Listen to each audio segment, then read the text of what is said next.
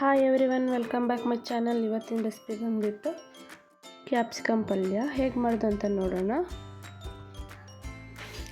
ಇಲ್ಲಿ ಮೊದಲಿಗೆ ನಾನು ಕಡಾಯಿ ಇಟ್ಕೊಂಡಿದ್ದೀನಿ.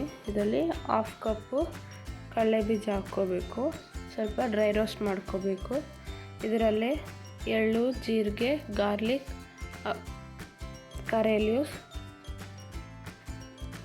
ಹಾಕ್ಕೊಂಡೆಲ್ಲ ಫ್ರೈ ಮಾಡ್ಕೋಬೇಕು.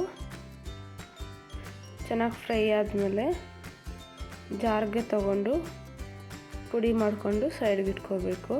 ಇನ್ನೊಂದು ಕಡಾಯಿ ತಗೊಂಡು ಅದ್ರಲ್ಲಿ ಸ್ವಲ್ಪ ಆಯಿಲು, ಸಾಸಿವೆ, ಜೀರಿಗೆ, ಹಿಂಗು, ಒಂದು ಬಿಗ್ ಸೈಜ್ ಆನಿಯನ್ ಸಣ್ಣ ಕಟ್ ಮಾಡಿಕೊಂಡು ಹಾಕ್ಕೋಬೇಕು. ಆನಿಯನ್ ಫುಲ್ ಸಾಫ್ಟ್ ಆಗೋವರೆಗೂ ಚೆನ್ನಾಗಿ ಫ್ರೈ ಮಾಡ್ಕೋಬೇಕು.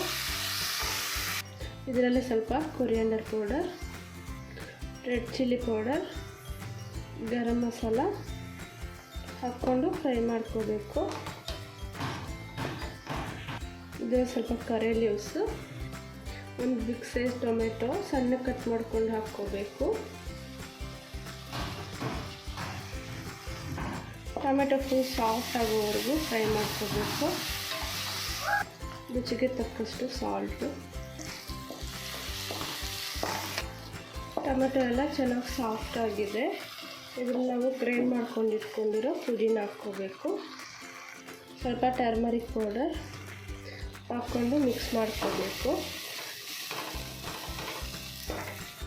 ಇದರಲ್ಲಿ ನಾನು 2 ಬಿಗ್ ಸೈಜ್ ಕ್ಯಾಪ್ಸಿಕಮ್ ತಗೊಂಡು ಈ ಥರ ಸ್ಲೈಸ್ ಮಾಡಿಕೊಂಡು ಹಾಕ್ಕೊತಾ ಇದ್ದೀನಿ.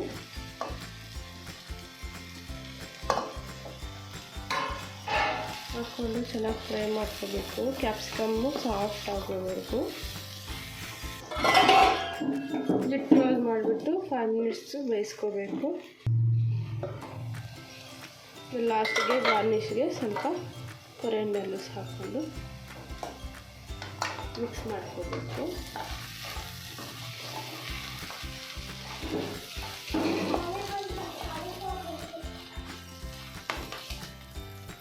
ಕ್ಯಾಪ್ಸಿಕಮ್ ಪಲ್ಯ ರೆಡಿಯಾಗಿದೆ. ನೀವು ಕೂಡ ಟ್ರೈ ಮಾಡಿ ಹೇಳಿ ಹೇಗಿದೆ ಅಂತ. ಲೈಕ್, ಶೇರ್, ಕಮೆಂಟ್, ಸಬ್ಸ್ಕ್ರೈಬ್ ಮಾಡಿ. Thank you for watching my video. Bye.